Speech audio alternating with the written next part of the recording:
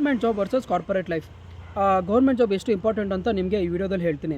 So ರೀಸೆಂಟಾಗಿ ಒಬ್ಬ software engineer 8 ವರ್ಷದ ಹಿಂದೆ 1.2 crores ಕೊಟ್ಟು ಫ್ಲ್ಯಾಟ್ ತೊಗೊತಾರೆ. ಸೊ ಪ್ರತಿ ತಿಂಗಳು ಮಿಸ್ ಮಾಡ್ದೇ EMI ಕಟ್ತಾ ಬರ್ತಾರೆ 8 ವರ್ಷದ ಕೂಡ.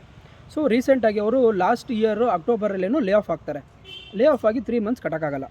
ಆ 3 months ಕಟ್ಟಿಲ್ಲ ಅಂತ ಬ್ಯಾಂಕವ್ರು ಏನು ಮಾಡ್ತಾರೆ, ಸಡನ್ನಾಗಿ ಪ್ರಾಪರ್ಟಿನ ಆಕ್ಷನ್ಗೆ ಕರೆದ್ರಿ ಆ ಪ್ರಾಪರ್ಟಿ ವ್ಯಾಲ್ಯೂನ 95 lakh ಸೇಲ್ ಮಾಡ್ತಾರೆ.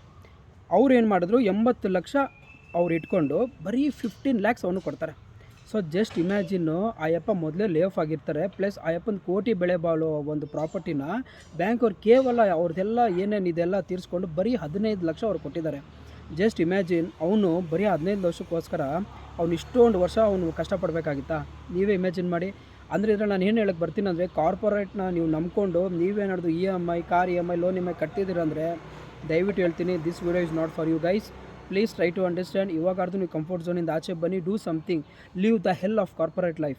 Do something on your own and achieve your dreams. ನಾನು ಹೇಳೋದಿಷ್ಟೇ, ಜಾಸ್ತಿ ಮೆಂಟಲ್ ಪ್ರೆಷರ್ ತೊಗೊಂಬೇಡ್ರಿ. ಆಮೇಲೆ ಆಲ್ವೇಸ್ ಯಾವಾಗ್ಲೂ ಕೀಪ್ ಸ್ಮೈಲಿಂಗ್. ಬಾಯ್.